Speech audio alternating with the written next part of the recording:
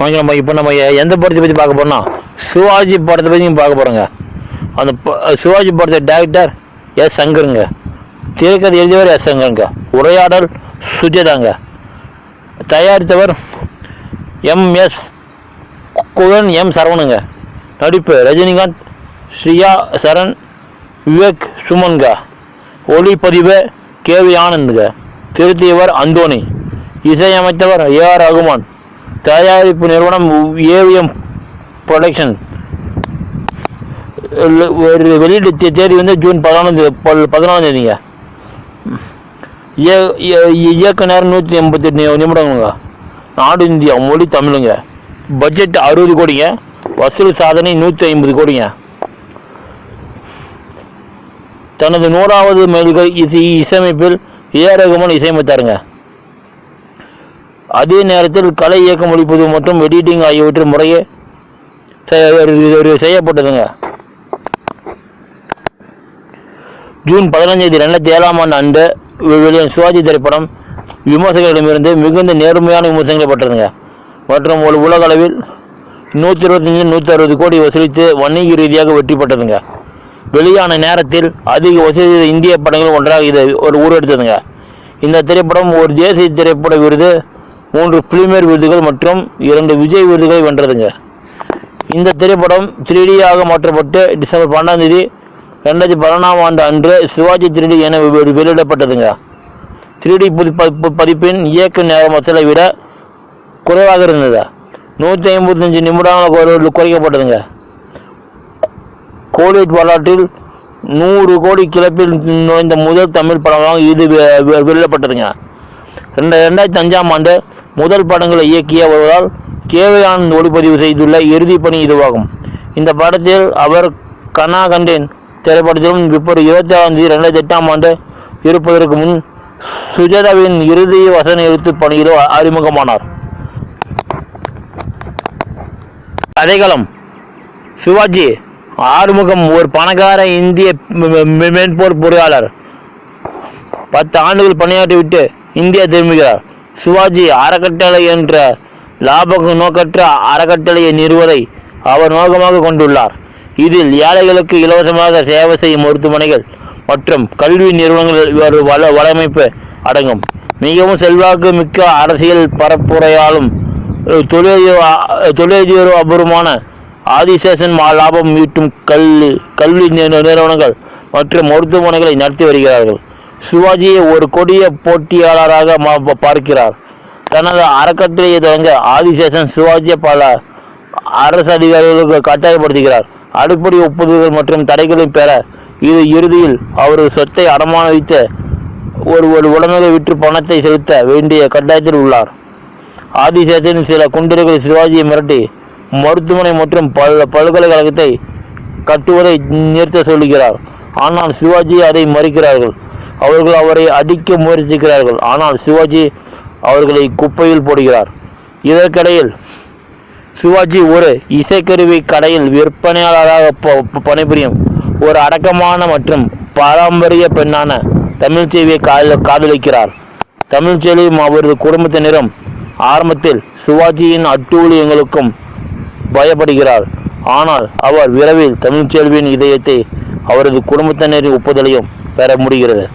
இருப்பினும் ஒரு ஜோதிடர் சிவாஜி மற்றும் தமிழ்ச்செல்வியின் ஜாதகங்களை சரிபார்க்கும் போது அவர்களின் நிச்சயதார்த்தம் பெரும் நிதி அழிவுக்கு வழிவகுக்கும் என்று அவர்களின் இணைவு சிவாஜியின் மரணத்திற்கு வழிவகுக்கும் என்று எச்சரிக்கிறார்.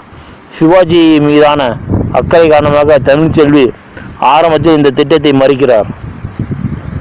ஆனால் அவர் அவங்களுடைய அச்சங்களை பயன்படுத்தி அவரை திருமணம் செய்து கொள்ளும்படி அவங்களை சமாதானப்படுத்துகிறார். ஆதிசேஷன் சிவாஜியை நீதிமன்றத்திற்கு அழைத்து வந்து அவரை ஏராளமான கொடுத்ததாக ஒப்புக்கொள்ளும்படி மாநில அரசாங்கத்தை வற்புறுத்தி சிவாஜியை நாசவேலை செய்ய தொடங்குகிறார். நீதிபதி சிவாஜிக்கு எதிரான தீர்ப்பை அறிவிக்கிறார். மேலும் அவரது அறக்கட்டளை மூடப்படுகிறது. வறுமையில் வாடும் சிவாஜி தனது சொந்த வழியில் விளையாட முடிவு செய்கிறார். தனது மாமா அறிவின் உதவியுடன் சிவாஜி ஆதிசேஷனிடமிருந்து 2 பில்லியன் மதிப்புள்ள சட்டவிரோத வருமானத்திற்கான ஆதாரங்களை பெற்று அதை பயன்படுத்தி சிவாஜிக்கு பாதி பணத்தை கொடுக்கும்படி மிரட்டுகிறார். ஆதிசேஷன் ஆவணத்தை பணத்தையும் மீட்டெடுக்க குண்டர்களை அனுப்புகிறார். ஆனால் சிவாஜி அவர்களை தாக்குகிறார். சிவாஜி தான் கொடுத்த அதிகாரிகள் உட்பட சட்டவிரோத பணத்தை கொண்டு மற்றவர்களுக்கு அவ்வாறு செய்கிறார். பின்னர் அவர் பணத்தை உலகெங்கிலும் உள்ள தனது நண்பர்களுக்கு மாற்றுகிறார். பின்னர் அவர்கள் பணத்தை சிவாஜி அறக்கட்டளைக்கு நன்கொடையாக டெபாசிட் செய்கிறார்கள். இது சட்டபூர்வமான சிவாஜி வருமான வரித்துறைக்கு தெரிவித்து அவர்களை கைது செய்கிறார். இதன் பிறகு சிவாஜி தமிழ் செல்வியை மணக்கிறார்.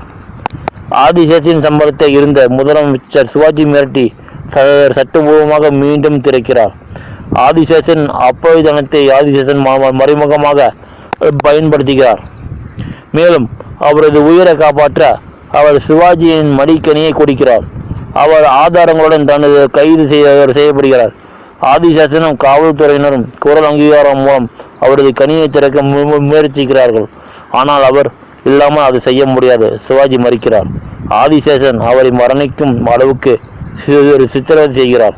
இதை மறைக்க ஆதிசேஷனும் காவல்துறையினரும் ஏற்பாடு செய்து சிவாஜியின் உடலை எடுத்துச் செல்லும் போலீஸ் வேனை சுடுகிறார்கள். இது மூன்றாம் தரப்பினால் செய்யப்பட்ட கொலை போல் ஒரு தோற்றமளிக்கிறது. இருப்பினும் விசாரணைக்கு முன்னர் ஒரு அனுதாபமுள்ள போலீஸ் கான்ஸ்டபிள் அவரை கொல்ல திட்டமிட்டுள்ளதாக தெரிவிக்கப்பட்டு பின்னர் சிவாஜி தனது மரணத்தை பொய்யாக கூறுகிறார். அறையில் தனியாக விடப்பட்ட அவர் மின்சாரம் பாய்ந்து சுயநினைவு இழக்கிறார்.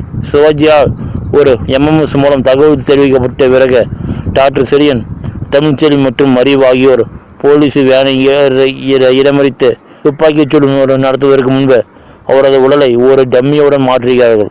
பின்னர் செலியின் பயன்படுத்தி அவரை உயிர்ப்பிக்கிறார். சிவாஜியின் மரணத்திற்கு பிறகு ஆதிசேஷன் சிவாஜியின் மடிக்கணியை திறக்க முயற்சிக்கிறார். ஆனால் அது தோல்வியடைகிறது. மேலும் அனைத்து தகவல்களும் அளிக்கப்படுகின்றன.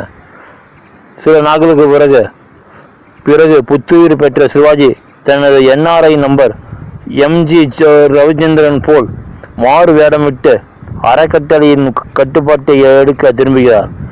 ரவிச்சந்திரன் தான் சிவாஜி என்பதை ஆதிசேஷன் உடனடியாக உணர்ந்தாலும் அதை அவரால் நிரூபிக்க முடியவில்லை. பின்னர் சிவாஜி தனது நிறுவனங்கள் ஒன்றில் ஆதிசேஷனை எதிர்கொள்கிறார். இருவரும் சண்டையிடுகிறார்கள். ஆதிசேஷனின் கருப்பு பணம் அனைத்தும் இருந்து மொட்டை மாடியை சிவாஜியை உடைத்து இன்னி திறக்கிறார். அது வளாகத்திற்குள் பறந்து வெளியே ஓடி வரும் மாணவர்களை ஈர்க்கிறது. அதன் விளைவாக ஒரு நெரிசல் ஏற்பட்ட ஆதிசேஷன் மிதிக்கப்படுகிறார். சிவாஜி அறக்கட்டளை விரைவில் இந்தியாவின் பொருளாதார மற்றும் தொழில்துறை எழுச்சிக்கு ஒரு எல்லையாக மாறுகிறது.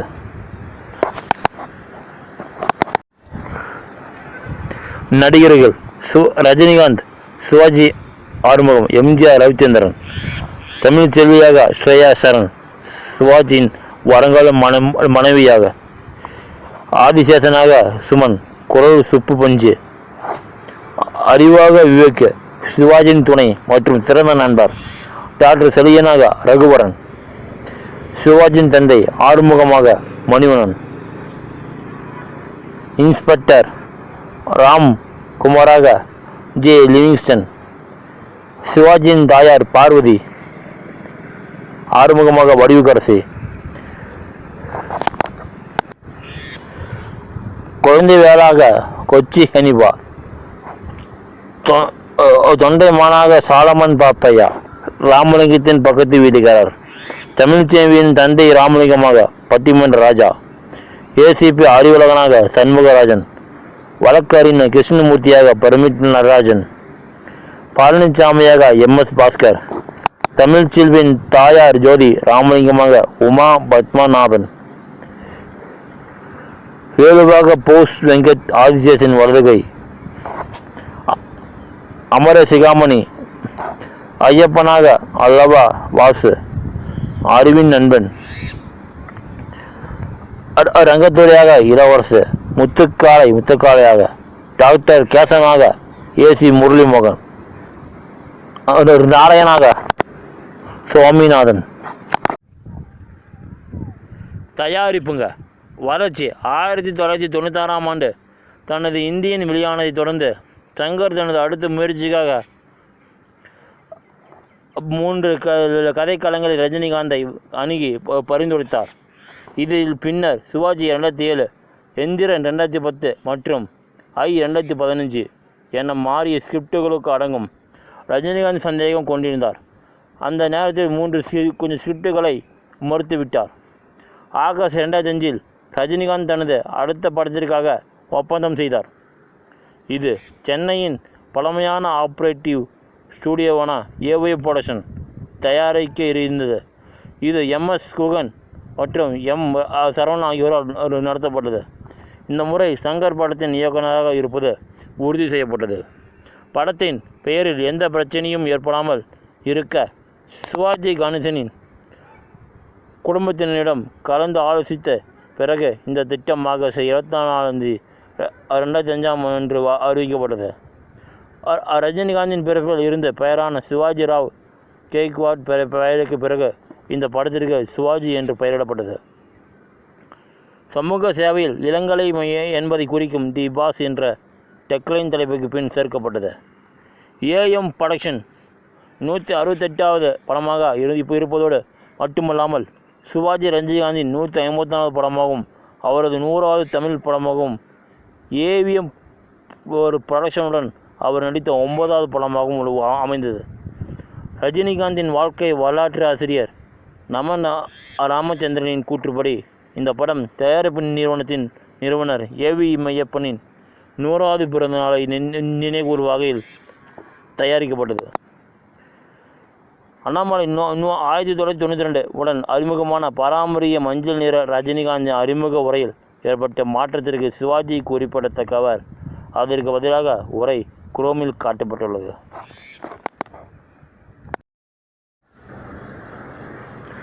படப்பிடிப்புங்க.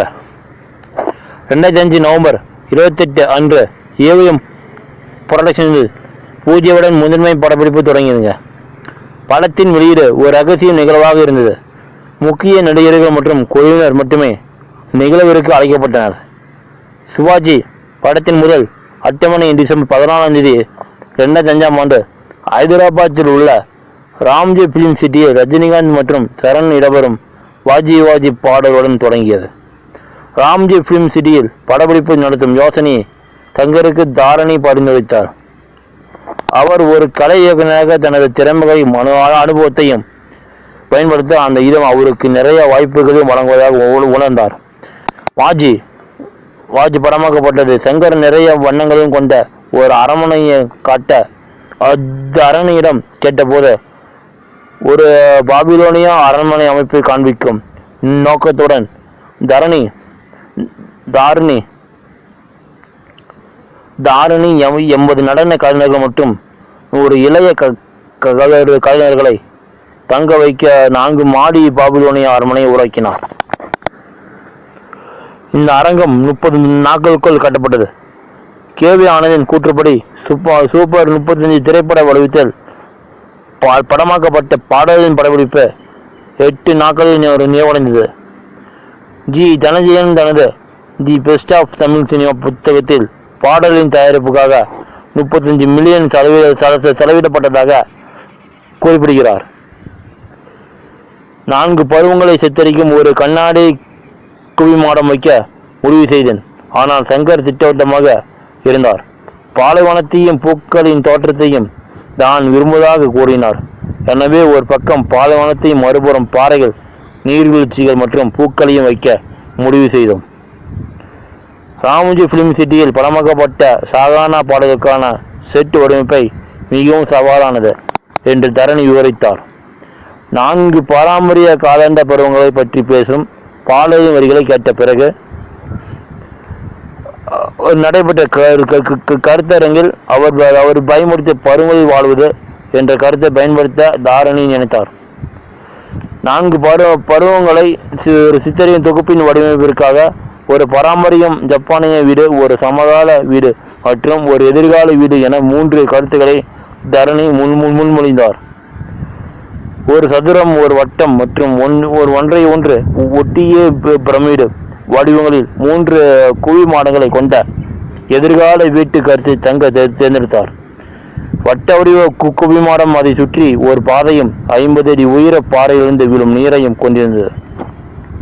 இது தொகுப்பின் கீழ் கசியும் நடன அசைவுகளை எளிதாக்குவதற்கு தரணி அக்ரிலிக் கண்ணாடி மற்றும் சாதாரண கண்ணாடியை பயன்படுத்தினார். முந்தைய தரையில் செயல்படுத்தப்பட்டது. இந்த பாடல்களுக்கான செட்டு கட்டுமானம் 30 நாட்களில் நிறைவடைந்தது.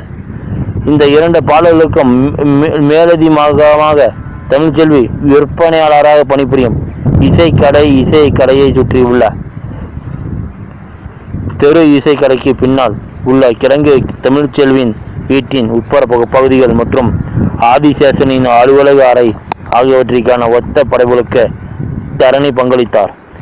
இசைக்கடை விக்டோரியன் கட்டிடக்கலை பாணியில் வடிவமைக்கப்பட்டது. அதே நேரத்தில் கிழங்கு ஏவிஎம் புரொடக்ஷன்ஸ் கட்டப்பட்டது. சண்டை காட்சியும் அங்கே படமாக்கப்பட்டது. திறந்தவெளி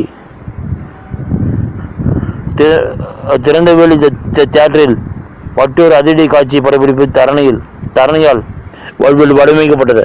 தோராயமாக 15-20 நாட்கள் நடந்தது. இந்த தொடருக்காக கேவியான் பிரபஞ்சம் நிறுவனமான யாஸ்டார் ஸ்பேஸ் ரைட்டிங் மூலம் கொண்டு வரப்பட்ட பலூன் விளக்குகளை பயன்படுத்தினர்.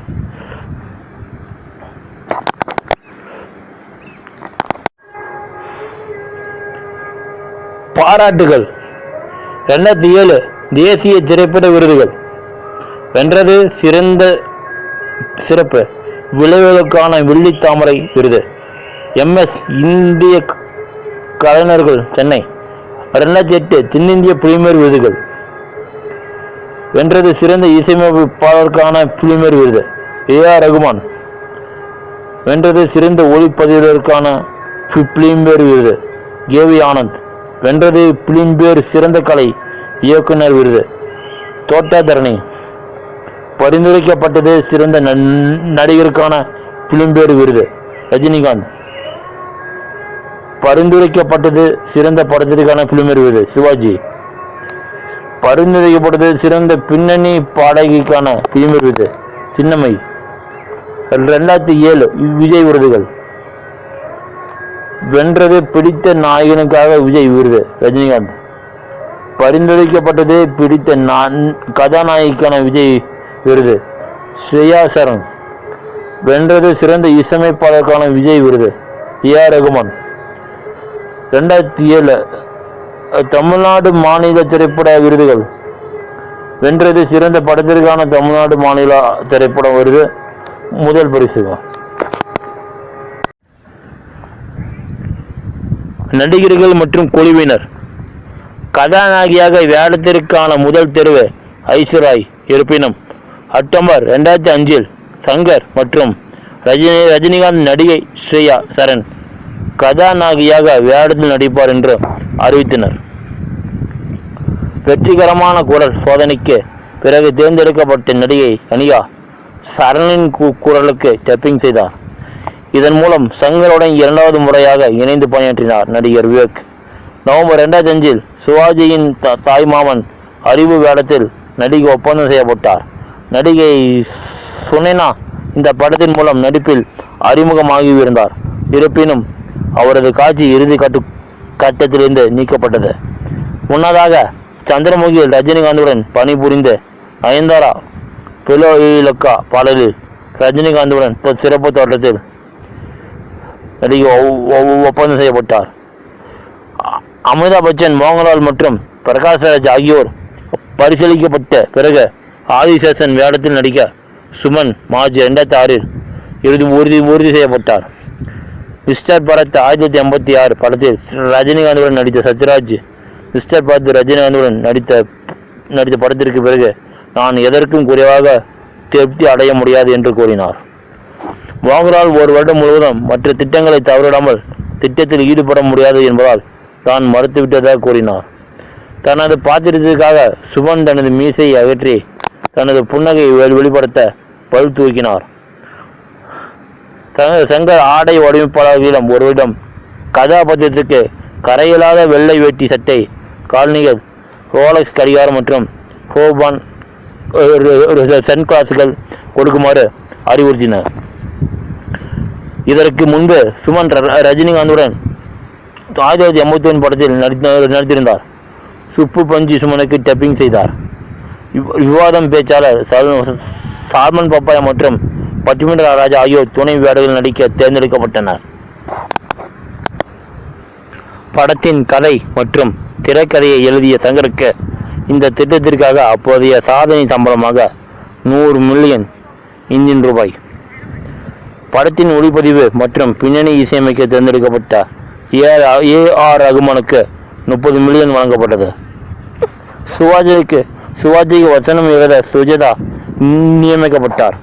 பின்னர் கருப்பம்பட்டி 2011 படத்தை இயக்கிய பிரபுராஜ் சோழன் இந்த படத்தில் உதவி இயக்குநராக பணியாற்றினார்.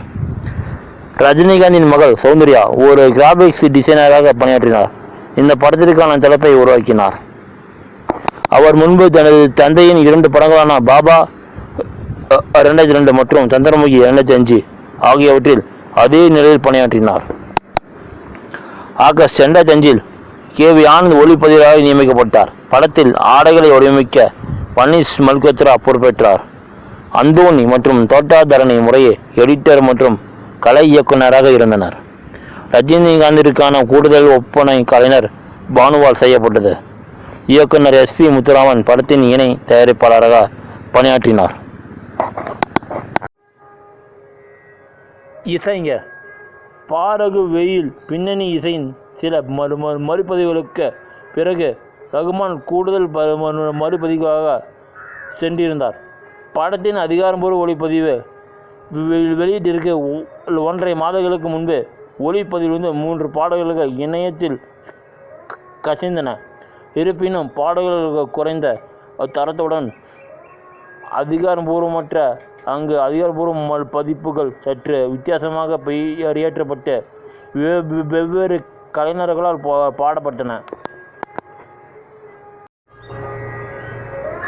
3D மறு வெளியீடு 2012ஆம் ஆண்டு சிவாஜி 3D என்றும் அழைக்கப்படும் மறு வெளியீடு மூலத்தை டால்பி அட்மோஸுக்கு மறுசீரமைத்த பின்னர் 3D வடிவத்திற்கு மாற்றி 1/2 மணி நேர இயக்க நேரத்தை குறைப்பதன் மூலம் உருவாக்கப்பட்டது.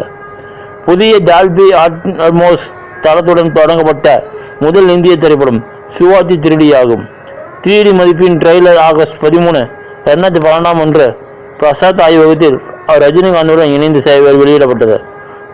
3D மதிப்பு ரஜினிகாந்தின் பிறந்த நாளை ஒட்டி டிசம்பர் 12, 2012 அன்று வெளியிடப்பட்டது. 3D மதிப்பு இயக்க நேரம் அசலை விட குறைவாக இருந்தது. 2 மணி நேரம் 35 நிமிடம். இன்னைக்கு நம்ம எந்த படத்தை பார்க்க போனோம்? சந்திரமுகிங்க. அந்த படத்துடைய டைரக்டர் பி. வாசுங்க. கதை எழுதியவர் பி. வாசுங்க. தயாரித்தவர் ராம்குமார் கணேசன் பிரபுங்க. நடிப்பு ரஜினிகாந்த், பிரபு, ஜோதிகா, வடிவேலு, நயன்தாரா. ஒளிப்பதிவு சேகர் வி. ஜோசப்புங்க. திருத்தியவர் சுரேஷ் ஆர்ஸ். இசையமைத்தவர் வித்யாசாகர். தயாரிப்பு நிறுவனம் சிவாஜி புரொடக்ஷன்ஸ். வெளியீடு தேதி ஏப்ரல் 14, 2005ஆம் ஆண்டு. நாடு இந்தியா, மொழி தமிழுங்க. பட்ஜெட் 19 கோடிங்க. வசூல் சாதனை 60-90 கோடிங்க. சந்திரமுகி படத்தை பிரபு மற்றும் அவரது சகோதரர் ராம்குமார் கணேசன் ஆகியோர் தங்கள் நிறுவனமான சிவாஜி புரொடக்ஷன் மூலம் தயாரித்தனர். இந்த நிறுவனத்தின் 50வது படமாகும். ஒரு ஒளிப்பதிவு ஆல்பம் மற்றும் பின்னணி இசை வித்தியாசமாக இசையமைத்தாருங்க. சந்திரமுகி திரைப்படம் தமிழ் புத்தாண்டு முன்னிட்டு 14ஆம் தேதி 2005ஆம் ஆண்டு வெளியிடப்பட்டதுங்க. இந்த திரைப்படம் மிகப்பெரிய பாக்ஸ் ஆஃபீஸ் வெற்றியை பெற்றது. சாந்தி தியேட்டரில் 890 நாட்கள் திரையரங்கில் ஓடி அந்த ஆண்டின் அதிக வசூல் செய்த தமிழ் படமாகுங்க. இந்த திரைப்படம் 5 தமிழ்நாடு மாநில திரைப்பட விருதுகள், 4 திரைப்பட ரசிகர்கள் சங்க விருதுகள் மற்றும் 2 பிலிம்பேர் விருதுகளை வென்றதுங்க. ஜோதிகா மற்றும் வடிவேலு ஆகியோருக்கு இந்த படத்தின் பணிக்காக கலை மாமணி விருது வழங்கப்பட்டதுங்க. அதன் தொடர்ச்சியான சந்திரமுகி 2 2023 வெளியிடப்பட்டதுங்க. கதைக்களம். மனநல மருத்துவரான டாக்டர் சரவணன் விடுமுறையில் இந்தியா வருகிறார். அவர் தனது வளர்ப்பு சகோதரர் செந்தில்நாதன் என்ற செந்தில் மற்றும் அவரது மனைவி கங்காவை சந்திக்கிறார். செந்திலின் தாய் கஸ்தூரி தனது தந்தையின் உறவினர் கந்தசாமியின் மகள் பிரியாவை செந்திலுக்கு திருமணம் செய்து வைக்க விரும்பினார். இதனால் 30 வருட பிரிவினைக்கு பிறகு குடும்பத்தின் இரு பிரிவுகளையும் மீண்டும் இணைக்க விரும்பினார். ஏனெனில் செந்திலின் தந்தை கந்தசாமியின் சகோதரி அகிலாண்டேஸ்வரியை மணக்காமல் கஸ்தூரியை மணக்க முடிவு செய்தார். உள்ளூர் கிராம பெரியவர்கள் அவர்களை தடுக்க முயற்சித்த போதிலும் செந்தில் வேட்டையாபுரம் மாளிகை வாங்கியதை சரவணன் அறிந்து அவர்களுடன் குடியேறுகிறார். அகிலாண்டேஸ்வரி சரவணன் மீது பொறாமை கொண்டு தனது உதவியாளர் ஊமையனின் உதவியுடன் அவரை கொல்ல திட்டமிடுகிறார். ஒரு குடும்பத்தினர் ஒரு கோவிலுக்கு செல்லும் பொழுது வேட்டையன் என்ற மன்னர் அனைவரும் வேட்டையாபுரம் மாளிகை பற்றி பயப்படுவதற்கான காரணத்தை தலைமை பூசாரி வெளிப்படுத்துகிறார். 150 ஆண்டுகளுக்கு முன்பு வேட்டையன் என்ற மன்னர் ஆந்திராவில் உள்ள விஜயநகரத்திற்கு சென்றார். அங்கு அவர் சந்திரமுகி என்ற நடன கலைஞரை சந்தித்து காதலித்தார். இருப்பினும் குணசேகரன் என்ற நடன கலைஞர் ஏற்கனவே காதலித்ததால் அவள் அவரது உணர்வுகளுக்கு ஈடு கொடுக்கவில்லை. இதன் விளைவாக வேட்டையன் அவளை வலுக்கட்டாயமாக தனது அரண்மனைக்கு அழைத்து சென்றார். அவருக்கு தெரியாமல் சந்திரமுகி குணசேகரனை அருகில் உள்ள ஒரு வீட்டில் தங்க வைத்து ரகசியமாக சந்திப்புகளை நடத்தினார். வேட்டையன் இதை கண்டுபிடித்ததும் துர்காஷ்டமி என்று குணசேகரின் தலையை துண்டித்து சந்திரமுகியை உயிருடன் எரித்தார். இதன் விளைவாக ராஜாவை பழிவாங்க சந்திரமுகியின் பேய் அரண்மனையின் தென்மேற்கு அறையில் வேட்டையாடுகிறது. பின்னர் நடன பேராசிரியான விஸ்வநாதன் மற்றும் பிரியாவின் காதலுக்கு சரவணன் துணை புரிகிறார். அவர் கந்தசாமியை தங்கள் திருமணத்திற்கு ஏற்பாடு செய்ய சொல்கிறார். சந்திரமுகியின் கதையை கேட்டதும் அறையில் உள்ள புதையல்களை திருடர்களை பயமுறுத்துவதற்காக இந்த கதையை புனையப்பட்டதாக இன்னொரு நினைக்கும் கங்கா அங்கு செல்ல விரும்புகிறாள். ஒரு நோயாளியை சந்திக்க சரவணுக்கு ஒரு மின்னஞ்சல் வருகிறது. ஏதாவது நடந்தால் செந்திலை தனக்கு தொலைபேசியில் அழைப்பதாக உறுதியளிக்கிறாள். தோட்டக்காரின் பேத்தி துர்காவிடமிருந்து கங்கா அறை சாவியை பெற்று கதவை திறக்கிறார். அதைத் தொடர்ந்து வீட்டில் வெவ்வேறு விசித்திரமான விஷயங்கள் நடக்க தொடங்கின்றன. வீட்டில் உள்ளவர்களை ஒரு பேய் பயமுறுத்துகிறது. விஷயங்கள் விவரிக்க முடியாத அளவுக்கு உடைந்து போகின்றன. கங்காவின் புடவை தீப்பிடிக்கிறது. சந்தேகம் துர்காவை நோக்கி திரும்புகிறது. வாழ்க்கை தீர்க்கை செந்தில் சரவணனை அழைக்கிறார். சரவணன் திரும்பி வந்தவுடன் ஒரு மர்மமான உயிரினம் பிரியாவை கொல்ல முயற்சிக்கிறது. செந்திலை விஷம் கொடுத்தும் மீன் தொட்டியையும் தள்ளியும் கொல்ல முயற்சிக்கிறார். செய்யப்படுகின்ற இரவில் ஒரு மர்மமான குரல் பாடுகிறது. சரவணன் இந்த சம்பவங்களை விசாரிக்கிறார். பிரியா மற்றும் விஸ்வநாதனின் திருமண வரவேற்பின் போது கங்கா மர்மமான முறையில் மறைந்து விடுகிறார். சரவணன் அவள் இல்லாததை கவனித்து அவளை தேடுகிறான். ஆனால் அகிலாண்டேஸ்வரியால் அனுப்பப்பட்ட ஊமையனால் அவன் கிட்டத்தட்ட கொல்லப்படுகிறான். சரவணன் ஊமையானை அடக்கி செந்திலின் உதவியுடன் விஸ்வநாதனால் அழகிய கூறப்படும் கங்காவை கண்டுபிடிக்கிறான். கங்கா பிளவுபட்டு ஆளுமையால் அவதிப்படுகிறாள். அதனால் அவள் எப்படி பாதிக்கப்பட்டாலும் சந்திரமுகியின் அடையாளத்தை எப்படியே எடுத்துக்கொண்டாள் என்பதை சரவண செந்திலுக்கும் விஸ்வநாதனுக்கும் வெளிப்படுத்துகிறான். கங்கா பிரியாவை செந்திலையும் கொல்ல முயன்றாள். மேலும் சந்திரமுகியின் பார்வையில் விஸ்வநாதன் அவளுடைய காதல் ஒரு குணசேகரன் என்பதால் வேறு விஸ்வநாதனை துன்பத்திற்கு உட்படுத்த வேண்டும் என்று அவர்களும் கூறுகிறான்.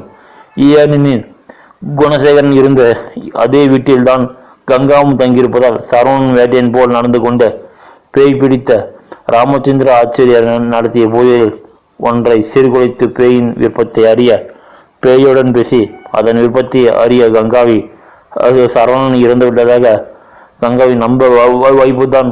இது இது நடப்பதுதான் தடுப்பதற்கான ஒரே வழி. அகிலாண்டேஸ்வரி சரவணனின் சுயதியாக யோசனையை கேட்டு அவரிடம் மன்னிப்பு கேட்கிறார். பின்னர் நடன மண்டபத்தில் குடும்பத்தினர் ராமச்சந்திர ஆச்சாரியாவும் சந்திரமுகி சரவணனை உயிருடன் இருக்க அனுமதிக்கிறார்கள். ராமச்சந்திர ஆச்சாரியா சரவணை எரிக்க ஒரு தீபம் கொடுக்கப்பட்ட போது கங்காவின் முகத்தில் புகை மற்றும் சாம்பலை ஊதுகிறார். பின்னர் சரவணன் தப்பிக்க செந்தில் ஒரு பொறி கதவை திறக்கிறார். அதற்கு பதிலாக வேட்டையின் உருவமை எரிக்கப்படுகிறது. வேட்டையன் இறந்து விட்டான் என்று உறுதியாக நம்பிய சந்திரமுகி கங்காவின் உடலை விட்டு வெளியேறி அவளை குணப்படுத்துகிறார். 30 ஆண்டுகளுக்கு பிறகு இரு குடும்பங்களும் மீண்டும் இணைகின்றன. சரவணனும் துர்காவும் காதலிக்கிறார்கள். 8 வருட திருமணத்திற்கு பிறகு ஸ்வர்ணாவும் முருகேசனும் பெற்று வருகிறார்கள். நடிகர்கள் சரவணன் வேட்டையாக ராஜாவாக ரஜினிகாந்த், பிரபு செந்தில்நாதன்,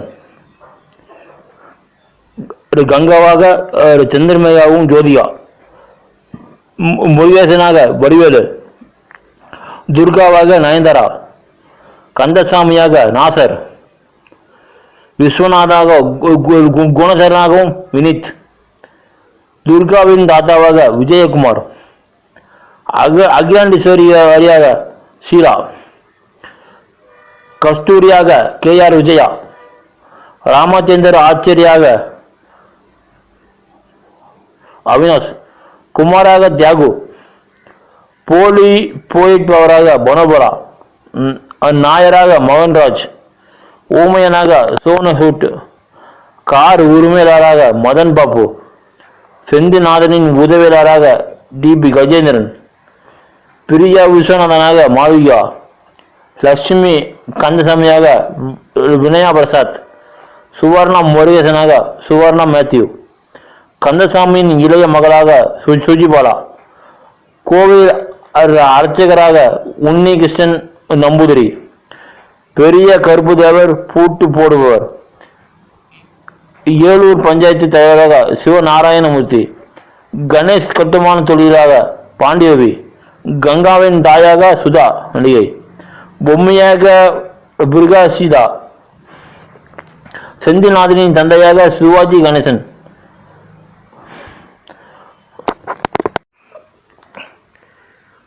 தயாரிப்பு வளர்ச்சி. 4 வாரங்களுக்கு முன்பு ரஜினிகாந்த் ஒரு ஞாயிற்றுக்கிழமை மதியம் எனக்கு போன் செய்து நான் என்ன செய்கிறேன் என்று கேட்டார். நான் நிறைய பிரியாணி சாப்பிட்டு என் மகன்களுடன் நேரத்தை செலவிடுகிறேன் என்று சொன்னேன். அவர் தனது ஸ்டைலான பாணியில் சிரித்தார். பின்னர் நான் ஏதாவது புதிய தயாரிப்பில் நடிக்கிறீர்களா என்று கேட்டார். மார்ச் மாதத்தில் ராஜ்குமார் சந்தோஷிடம் ஒரு இந்தி படம் செய்யலாமா என்று யோசித்துக் கொண்டிருப்பதாக நான் அவரிடம் சொன்னேன். அப்போது நான் மிகவும் சுதந்திரமாக இருந்தேன். அப்போதுதான் அவர் என்னிடம் நாம் ஒரு படம் செய்யலாம் ராமு என்று கேட்டார். அது ஒரு மகிழ்ச்சியான ஆச்சரியமாக இருந்தது. ஒரு ஞாயிற்றுக்கிழமை மதியம் ஒரு கனமான மதிய உணவுக்கு பிறகு ரஜினிகாந்த் இந்த யோசனை ஒரு சிறந்த இனிப்பு போல இருந்தது. நான் மிகவும் மகிழ்ச்சியாக இருக்கிறேன் ஐயா என்றேன். அவர் ஒரு விஷயத்தை கேட்டதாகவும் அதை பற்றி ஒரு படம் எடுப்போம் என்று என்னிடம் கூறினார். மன்னன் 1992 படத்தின் வெற்றி சந்திப்பின் போது சிவாஜி புரொடக்ஷன் 50வது படமான சந்திரமுகியில் நடிப்பதாக ரஜினிகாந்த் அறிவித்தார். செப்டம்பர் 2004 ரஜினிகாந்த் தனது கன்னட படமான ஆபத் மித்ரா 2004 வெற்றிக்காக வாசுவை வாழ்த்தினார். மேலும் படத்தின் திரைக்கதையால் ஈர்க்கப்பட்டார். பின்னர் வாசு படத்தை தமிழில் ரஜினிகாந்துடன் ரீமேக் செய்ய கோரினார். அவர் ராம்குமார் கணேசனை அழைத்து ராம்குமாரின் பாதகையான சிவாஜி புரொடக்ஷன் கீழ் அதை தயாரிக்க சொன்னார். அந்த நேரத்தில் குருவாயூரில் உள்ள ஒரு கோவிலில் வழிபாடு நடத்தி கொண்டிருந்த வாசுவை ராம்குமார் தொலைபேசியில் அழைத்து தனது இயக்கத்தில் தமிழில் ஆபத் மித்ரா செய்ய ரஜினிகாந்த் விரும்புவதாக தெரிவித்தார். ரஜினிகாந்த் நடிப்பு பாணிக்கு ஏற்றவாறு ஆபத் மித்ராவுக்காக வாசு எழுதிய ஸ்கிரிப்டை மீண்டும் உருவாக்கினார். இந்த படம் முக்கியமாக பல ஆளுமை கோளாறு எம்பிடி அல்லது பிளவு ஆளுமை கோளாறு என்று பொதுவாக அறியப்படும் விலகல் அடையாள கோளாறு என்ற கருத்தை கையாண்டது. சந்திரமுகி வெளியான 2 மாதங்களுக்கு பிறகு வெளியான அன்னியின் 2005 என்ற மற்றொரு படமும் அதே கோளாறை அடிப்படையாக கொண்டது. படத்தின் கலை இயக்குநராக தோட்டாதரணி இருந்தார். மேலும் ஆடைகளை வடிவமைத்தார். வேட்டையாபுரம் அரண்மனை வடிவமைப்பை பொறுத்தவரை படத்தின் கதைகளத்தின் அடிப்படை யோசனையை பெறுவதற்காக அவர் ஆபத் மித்ரா மற்றும் அதன் மூலம் மலையாள திரைப்படமான மன்னி சித்ரா தாலு 1993 இரண்டையும் பார்த்தார். வாசு தரணி செட்டுகளை இன்னும் வன்மயமாகவும் மேலும் அசல் படத்தின் யதார்த்தமான தோற்றத்தையும் விரும்பவில்லை. தரணி சந்திரமுகியின் அறையை வடிவமைத்து அதில் ஒரு நடப்படாய் அமைத்தார். இது அசல் மற்றும் அதன் கன்னட ரீமேக்கிலிருந்து குறிப்பிடத்தக்க வகையில் வேறுபட்டது. கேரளாவில் உள்ள அரண்மனைகளில் பொதுவாக காணப்படும் நடைபாதைகளை இந்த நடைபாதை ஒத்திருந்தது. ஸ்டாண்டன் படத்தில் கூடுதல் ஆடை வடிவமைப்பை செய்தார்.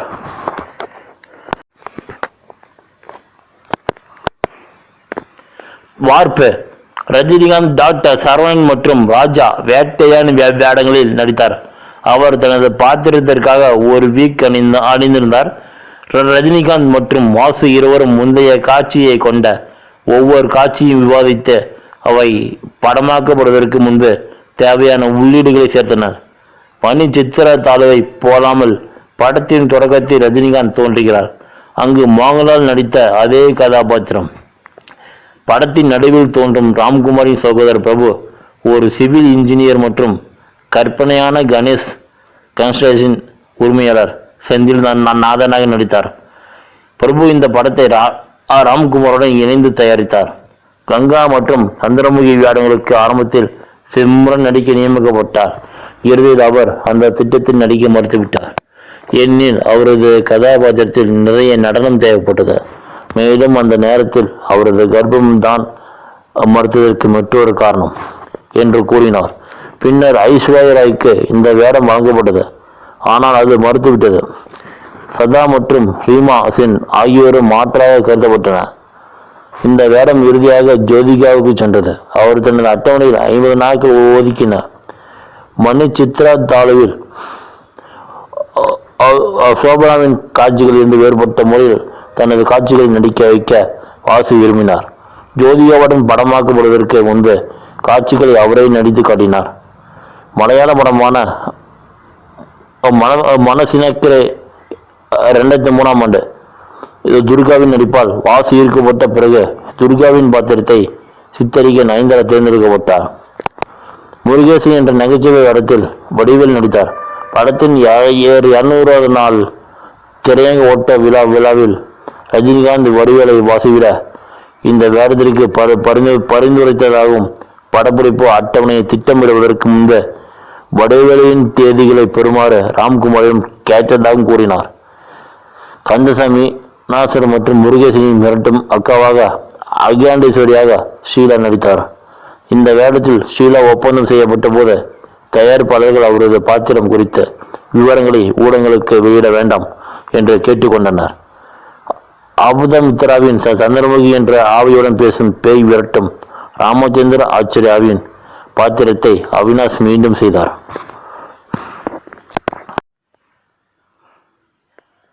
படப்பிடிப்பு சிவாஜி கணேசனின் இல்லமான அன்னை இல்லத்தில் நடைபெற்ற முகிரத் படப்பிடிப்பிற்கான பூஜை விழாவுடன் 2004 அக்டோபர் 24 அன்று முதன்மை புகைப்படம் எடுத்தல் தொடங்கியது.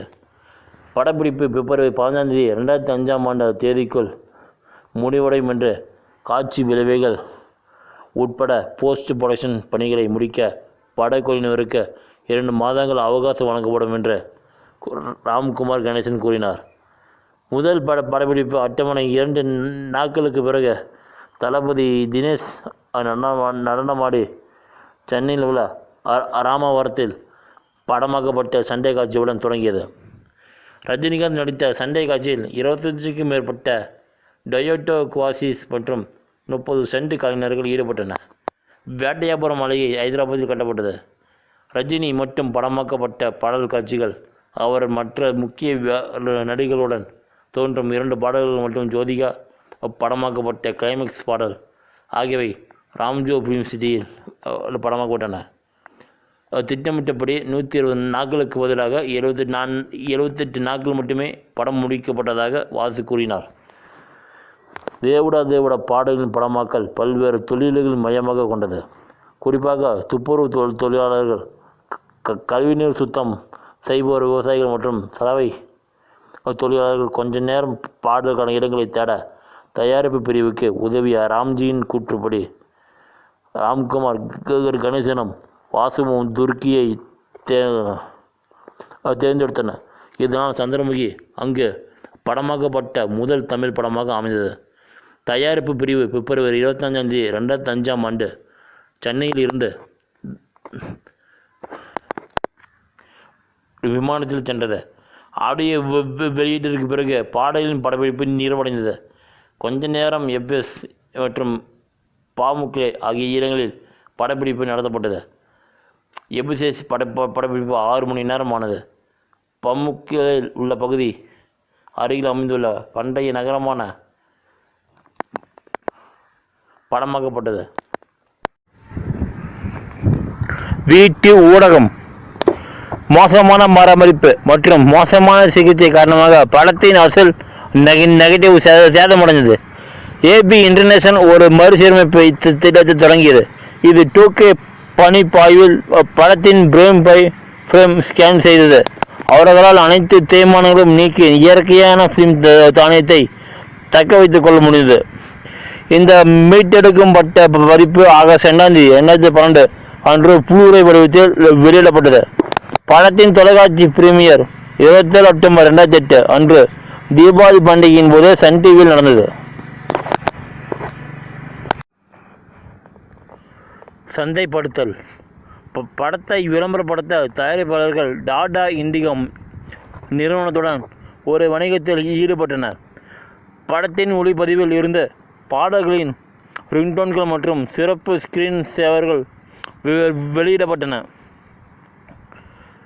ரஜினிகாந்த் மற்றும் சந்திரமுகியின் சில ஸ்டில்களை கொண்ட அட்டைகளை கொண்ட சிறப்பு பொருட்களை அவர்கள் அறிமுகப்படுத்தினர். ரஜினிகாந்தின் பிரம்மாண்டமான கட்அவுட்டுகள் மற்றும் திரைப்பட வெளியீட்டு சுவரொட்டிகள் வெளியீட்டிற்கான முன்னோட்டமாக மானி முழுவதும் ஒட்டப்பட்டன. விளம்பர பிரச்சாரம் மற்றும் மார்ச் 2005 தொடக்கத்தில் தொடங்கி அந்த ஆண்டு மே மாதம் நடுப்பகுதியில் தொடர்ந்தது. சென்னையில் உள்ள 8 நகர திரையரங்குகளிலும் படம் திரையிடப்பட்டது. கோயம்புத்தூர் மற்றும் நீலகிரி மாவட்டங்களில் படத்தின் திரையரங்கு உரிமைகள் உள்ளூர் திரையரங்கு உரிமைகளான திருப்பூர், பாலு மற்றும் மரபுக. படத்தின் வெற்றிக்கு வாசுவின் திரைக்கதை மற்றும் அவரது சக கலைஞர்களின் நடிப்புதான் முக்கிய காரணம் என்று ரஜினிகாந்த் கூறினார். வடிவேலுடன் அவர் நடித்த நகைச்சுவை பாடல் படத்தை வெற்றிகரமாக மாற்றுவதில் பெரும் பங்கு வகித்தது என்று அது பார்வையாளர்களை திரையரங்குகளுக்கும் அழைத்து வந்து படத்தை ஒன்றுக்கும் மேற்பட்ட முறை பார்க்க உதவியது என்று அவர் கூறினார். பெண் நடிகர்களின் சித்தரிப்பு பெண் பார்வையாளர்களுக்கு மிகவும் பிடித்திருந்தது என்று அவர் கூறினார். படம் வெளியான பிறகு பிளவு ஆளுமை கோளாறாக நன்கு அறியப்பட்டது. MIOT இன்டர்நேஷனல் மருத்துவமனை இந்த நோய்க்குறியின் வலைப்பதிவு விளக்கத்தில் அதை சந்திரமுகி நோய்க்குறி என்று அழைத்தது. திரைப்பட கலைஞர், பயிற்சியாளர் மற்றும் திரைப்பட தயாரிப்பாளர் எல். சத்யானந்த சந்திரமுகி பேய்களின் திகில் மற்றும் புத்திசாலித்தனம் என்ற துணை வகையின் ஒரு சிறந்த எடுத்துக்காட்டாக என்று கூறினார். சைக்கோ 1960 ஒரு தயாரிவரிசைப்படுத்தினார். இந்த திரைப்படம் முனி தொடர், யாவரு நலம் 2009, ஈரம் 2009, பீசா 2012, யாமினிக்க பைமை 2014, அரண்மனை தொடர், டார்லிங் 2015 மற்றும் டெமண்ட் காலனி 2015 போன்ற தமிழ் பிற்கால திகில் படங்களுக்கு ஒரு ட்ரெண்ட் செட்டராக மாறியது. சிவாஜி புரொடக்ஷன், கலாட்டா மீடியா மற்றும் ஈபே நிறுவனங்களுடன் இணைந்து திரைப்பட பொருட்களை ஏலம் எடுத்த முதல் தென்னிந்திய திரைப்படம் என்ற பெருமை பெற்றது. ஏலத்தின் மூலம் கிடைக்கும் பணம் சிவாஜி பிரபு அறக்கட்டளைக்கு வழங்கப்படும் என்றும் பாப்பன் சத்திரம் நடுநிலைப் பள்ளிக்கும் வழங்கப்படும் என்றும் ராம்குமார் கணேசன் கூறினார். பிரான்ஸை சேர்ந்த சோபி அத்பஸ்பேல் படத்தில் ரஜினிகாந்த் அனிருத் அவரது சன் கிளாஸை வாங்கினார். கலாட்டா மீடியாவின் தலைமை இயக்க அதிகாரி கிறிஸ் ராமதாஸின் கூற்றுப்படி அனைத்து பொருட்களுக்கும் படத்தின் தயாரிப்பாளர்களால் கையொப்பமிடப்பட்டு நம்பகத்தன்மை சான்றிதழை கொண்டிருந்தன. அறிவியல் துல்லியம். சந்திரமுகி மற்றும் அந்நியனை மையமாக கொண்ட மனநல கோளாறுகளை மறுபரிசீலனை செய்வது குறித்து ஆகஸ்ட் 2005 கருத்தரங்கில் மனநல மருத்துவர் அசோகன் 2 படங்களிலும் பல தர்க்க ரீதியான தவறுகள் இருப்பதாக குறிப்பிட்டார். மனநல கோளாறுகள் பற்றி தனக்கு எதுவும் தெரியாது என்று வாசு கூறினார். 2014 பாப் மெட்ராஸ் எழுதும் குமுதன் மதேரியா வாசுவை ஆவி உடைமையை விலகல் அடையாள கோளாறுடன் குழப்பி பாப்பு உளவியலை உருவாக்க இரண்டையும் இணைத்து அறிவுறுத்தலுக்காக நவீன அறிவுகளையும் பேய் அறிவுகளையும் வெளிப்படையாக இனத்தராக விமர்சித்தார். பிரபலமான கலாச்சாரத்தில் ரஜினிகாந்த் கதாபாத்திரம் உருவாக்கும் லேக் போன்ற சில காட்சிகள், வரிகள் மற்றும் முகபாவங்கள் குறிப்பாக குழந்தைகளிடையே மிகவும் பிரபலமடைந்தன. வடிவேலின் முகபாவங்கள் மற்றும் காட்சிகள் குறிப்பாக ரஜினிகாந்திடம் உள்ளவை மற்றும் வச்சிட்டண்டா ஆப்பு நம்பனா அவன் என்னை ஏமாற்றி விட்டான் உள்ளிட்ட வரிகளும் பிரபலமடைந்தன. ரஜினிகாந்த் பிரபுவிடம் பேசிய ஒரு வரி, நான் குண்டா இருந்தால் நல்லா இருக்காது, நீ இழைச்சா நல்லா இருக்காது. அதாவது, நான் எடை போட்டால் நான் நன்றாக இருக்க மாட்டேன், ஆனால் நீ எடை குறைத்தால் நீ நன்றாக இருக்க மாட்டாய் என்று மொழிபெயர்க்கப்பட்டது. பார்வையாளர்களிடையே நிறைய சிரிப்பை வரவழைத்தது. என்ன கொடுமை சரவணம் இது என்ற பிரபுவின் வரி பிரபலமானது. இது பொதுவாக முரண் அல்லது ஆச்சரியத்தை வெளிப்படுத்தி பயன்படுகிறது. இந்த வரியை பிரேம்ஜி அமரன் பெரும்பாலும் பகடி செய்தார். அவர் அதை என்ன கொடுமை சார் இதுன்னு என்னது சிறிது மாற்றினார். மேலும் அவரது பெரும்பாலான சிறப்பு படங்களில் இதை பயன்படுத்தினார். பின்னர் நடிகரின் கவர்ச்சிகரமான சொற்சொடராக மாறினார்.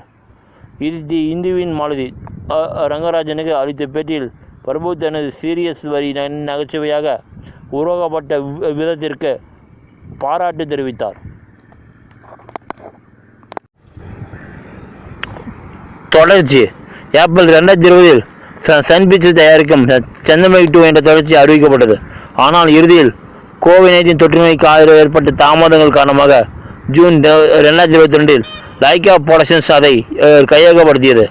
ராகவா லாரன்ஸ், கங்கனா ராணவத், லட்சுமி மேனன் மற்றும் வடிவேல் உள்ளிட்ட உறுதிப்படுத்தப்பட்ட நடிகர்களுடன் பி. வாசு இயக்குநராக திரும்பினார். முதன்மை புகைப்படம் 2025 ஜூலை நடுப்பகுதியில் தொடங்கி ஆகஸ்ட் 2023 நடுப்பகுதியில் முடிக்கப்பட்டது. இந்த படம் செப்டம்பர் 25, 2023 வெளியிடப்பட்டது மற்றும் வணிக ரீதியாகவும் விமர்சன ரீதியாகவும் பெரும் தோல்வியை சந்தித்தது. பாராட்டுகள். தி இந்துவுக்கு அளித்த பேட்டியில் பின்னணி கிருஷ்ணகுமார் கூறியதாவது, நான் பின்னணி பாடலில் ஈடுபடாத போது இந்த பாடலை எனக்கு கொடுத்த இசையமைப்பாளர் வித்யாசாகருக்கு நான் என்றென்றும் நன்றியுள்ளவனாக இருப்பேன். கிருஷ்ணகுமார் அறிந்த வித்யாசாகருக்கு எனது பாடல்களின் கேசட்டை கொடுத்திருந்தேன். பின்னர் சுமார் 6 மாதங்களுக்கு பிறகு வித்யாசாகர் என்னை பதிவு செய்ய அழைத்தார். அந்த பாடல் எனது வாழ்க்கையில் ஒரு பின்னணி பாடகராகவும் பராமரிப்பு பாடகராகவும் எனக்கு உதவிய விதம் நம்ப முடியாது. எனது தொழில் வாழ்க்கையின் ஆரம்பத்தில் ரஜினிகாந்த் படத்தில் ஒரு பாடலை பெற்றதற்கு எனது முதல் பாடலுக்காக பிலிம்பேர் விருதை பெறுவதற்கு நான் அதிர்ஷ்டசாலி.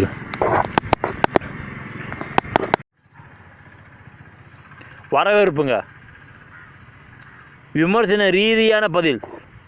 தி இந்து பத்திரிகையாக எழுதும் மாலதி ரங்கராஜன் இந்த படத்தை பார்க்கும்போது எழுத்தாளர் இயக்குனர் பி. வாசுவின் புத்திசாலித்தனத்தை பாராட்டாமல் இருக்க முடியாது. அதை விற்பனைக்கு ஏற்ற ஒரு கதையை தேர்ந்தெடுப்பதிலும் அதே நேரத்தில் ரஜினி ஒரு வெல்ல முடியாத ஹீரோ என்ற பிம்பத்தை தக்க வைத்து கொள்வதிலும் அவருக்கு உதவி செய்வதிலும் அவருக்கு இருக்கும் திறமையை நீங்கள் பாராட்டாமல் இருக்க முடியாது என்று கூறினார். மன்னன் ஒரு குழு மீண்டும் ஒரு வெற்றியாளரை நிரூபிக்கிறது என்று முடித்தார். தி இந்துவின் மற்றொரு விமர்சகர் சுதீஷ் காமத் ரஜினிகாந்த் அவரது சிறந்த நிலையில் இருக்கிறார் என்று கூறினார்.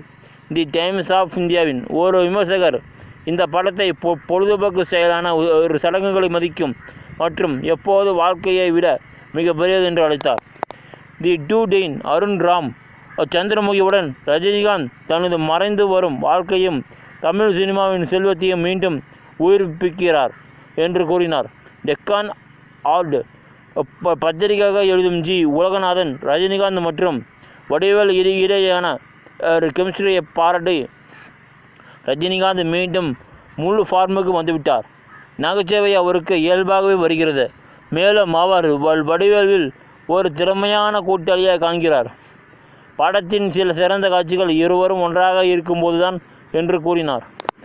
தமிழ் பத்திரிகையான ஆனந்த் விகடன் தனது ஒரு விமர்சனத்தில் ரஜினியின் படங்கள் பொதுவாக அவரை சுற்றியே சுழலும். ஆனால் இந்த விஷயத்தில் ரஜினி பலரை சுற்றி செல்லும் ஒரு ஸ்கிரிப்டில் இருக்கிறார். வேட்டையனாக ரஜினி தான் படத்தின் சிறப்பம்சம். பல ஆண்டுகளுக்கு பிறகு ரஜினி இந்த படத்தின் மூலம் தனது ஆளுமை கூண்டிற்குள் மட்டும் நின்றுவிடவில்லை என்பதை காட்டியுள்ளார் என்று கூறியதும் மேலும் படத்திற்கு 100க்கு 40 மதிப்பெண்கள் கொடுத்தார்.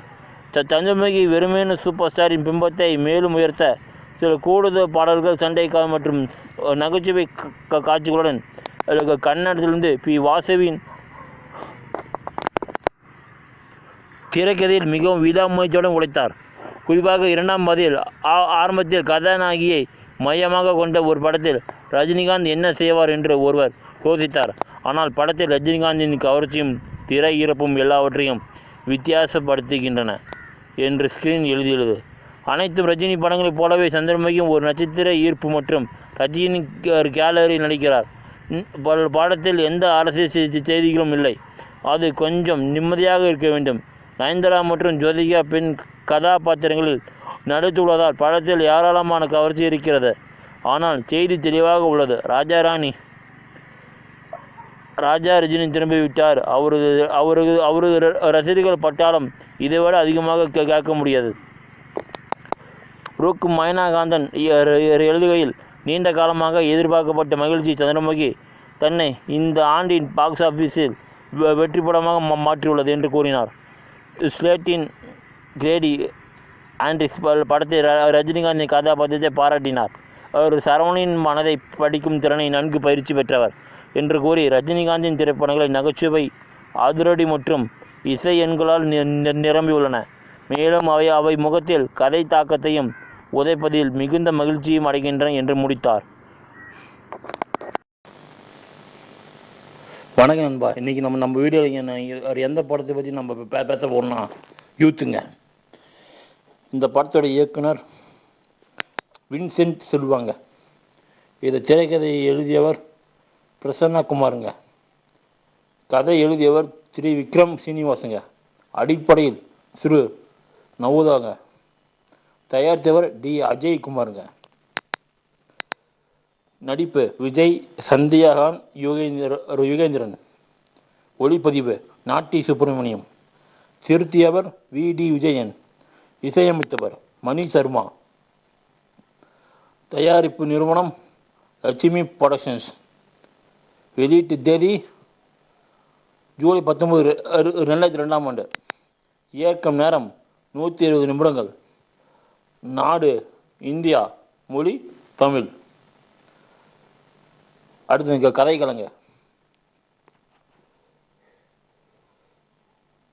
தனது திருமண நாளில் சிவா தனது உறவினரும் மணப்பெண்ணுமான அருணா ஒரு சமையல்காரரை திருமணம் செய்து கொள்ள விரும்பாததால் ஓடிவிட்டதை கண்டுபிடிக்கிறாருங்க.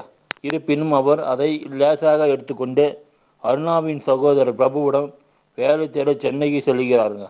ஒரு இரவு சிவா ஒரு பெண் சந்தியாவை சில குண்டர்களிடமிருந்து காப்பாற்றுகிறார். நன்றி உணர்வாக அவள் அவனை முத்தமிடுகிறாள். சிவா அவளை காதலிக்க தொடங்கிறான். அவர்கள் ஒருவருக்கொருவர் பலமுறை மோதிக்கொண்ட பிறகு அவளும் தனது பாசத்தை பிரதிபலிப்பான் என்று சிவா நம்புகிறான். இருப்பினும் சந்தியாவின் பிறந்தநாள் விழாவில் கணினி பொறியாளர் பிரதாப்புடனான தனது நிச்சயதார்த்தை அவள் அறிவிக்கிறாள். செய்தியை கேட்டு சிவா மனமுடிந்த அமைதியாக அறையை விட்டு வெளியேறுகின்றார். நீச்சல் குளத்தில் அவன் தனியாக நிற்பதை சந்தியா காண்கிறாள். பிரதாப்பை பற்றிய அவனது அபிப்பிராயம் என்னவென்று அவனிடம் கேட்கிறாள். சிவா அவளை காதலிப்பதாக அவளிடம் வெளிப்படுத்தும் போது அதிர்ச்சி அடைகிறாள்.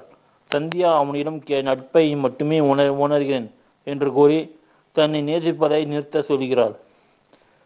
ஒரு தொலைபேசி அழைப்பு வந்த பிறகு சிவா காவல் நிலையத்திற்கு சென்று அருணாவை கண்டுபிடிக்கிறாள். அவள் தனது வருங்கால காதலனுடன் ஓடிவிட்டாள். இருப்பினும் பின்னர் அவன் அவளை கைவிட்டு அவளிடம் பணம் இல்லாமல் போய்விட்டான். யாரும் இல்லாததால் அருணா தற்கொலைக்கு முயன்றாள். அவளை கவனித்துக் கொள்ள சிவா அவள் வீட்டிற்கு அழைத்து செல்கிறார். பிறகு இன்னும் கோபமாக இருந்தான். அவள் பெற்றோரை அழைக்கிறான். சிவா அருணாவுக்காக பேசி குடும்பத்தினரை மன்னிக்க சொல்கிறான். கிராமத்திற்கு திரும்புவதற்கு முன் அருணா பிரதாப்பை சந்தித்து சந்தியாவின் வருங்கால மனைவி உண்மையில் அவளை கைவிட்ட காதலன் என்பதை கண்டுபிடிக்கிறாள். சந்தியாவின் திருமணத்திற்கு முந்தைய நாள் அவள் இறுதியாக சிவாவை காதலிக்கிறாள் என்பதை உணர்ந்து பிரதாப்பை திருமணம் செய்து கொள்ள விரும்பவில்லை என்று தன் தந்தையிடம் கூறுகிறாள். அவளுடைய தந்தை திருமணத்தை ரத்து செய்ய மறுத்து சிவாவை வீட்டு வெளியேற செய்ய 10 மில்லியன் காசோலையை வழங்குகிறார். சந்தியா தனது திருமண நாளில் சிவாவை தேடி ஓடிப்போய் அவனையும் காதலிப்பதாக அவனிடம் ஒப்புக்கொள்கிறாள். அவள் சிவாவிடம் ஓடிப்போக விரும்புகிறாள். ஆனால் அவர் அவளை மீண்டும் திருமண இடத்திற்கு அழைத்து வருகிறார். விழா தொடங்குவதற்கு முன்பு அவர் பிரதாப்பை ஒரு அறைக்குள் அழைத்து கதவை மூடுகிறார். கதவு மீண்டும் திறக்கும் போது சிவாவும் பிரதாப்பும் உடை மாற்றியிருந்தன. சிவா இப்போது மணமகனின் உடையில் இருக்கிறார். பிரதாப் சாதாரண உடையில் இருக்கிறார். இறுதியில் சிவா சந்தியாவை மணக்கிறார். அவர்களின் திருமண இரவில் அறையில் பிரதாப்புக்கு அவருக்கும் இடையே என்ன நடந்தது என்பதை சிவா சந்தியாவிடம் வெளிப்படுத்துகிறார். தனது நிச்சயதார்த்தை ரத்து செய்வதற்கு ஈடாக சந்தியாவின் தந்தையின் காசோலையை பிரதாப்பிற்கு வழங்கினார். அதை பிரதாப் ஏற்றுக்கொண்டார். சந்தியாவின் தந்தை பின்னர் சிவா தன்னை ஏமாற்றுகிறார் என்று நினைத்து காசோலையை ரத்து செய்வார் என்பது தனக்கு தெரியும் என்று சிவா வெளிப்படுத்துகிறார். அது நிறைவேறுகிறது.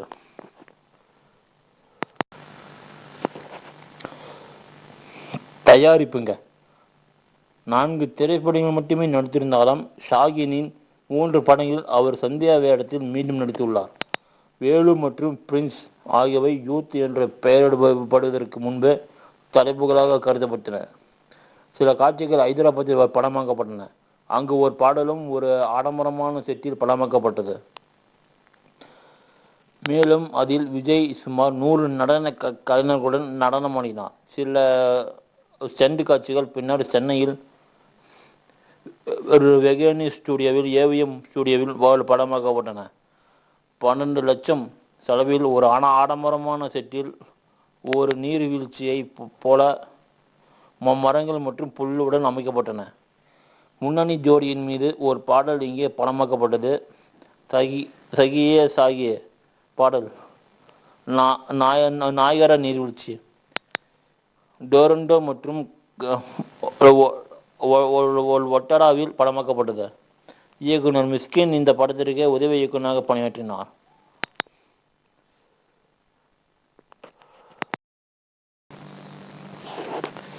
வெளியீடு மற்றும் வரவேற்புங்க.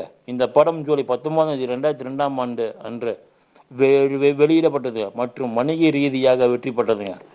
தி இந்துவின் விமர்சகர்கள் படத்திற்கு மறையான விமர்சனங்களை வழங்கினார். நடிப்புகளை பொறுத்தவரை விமர்சகர்கள் விஜய் இந்த காதல் பயணத்திற்கு மிகவும் பழக்கமாகிவிட்டார், கட்டுரை முயற்சி இல்லாமல் வருகிறது என்று குறிப்பிட்டார். அதே நேரத்தில் ஷாகின் கானின் மாயாஜால் திரையிருப்பு நிச்சயமாக இல்லை என்று மேற்கோள காட்டப்பட்டது. பிசாட் வின்சென்ட் செல்வாவின் திறமையற்ற இயக்கம்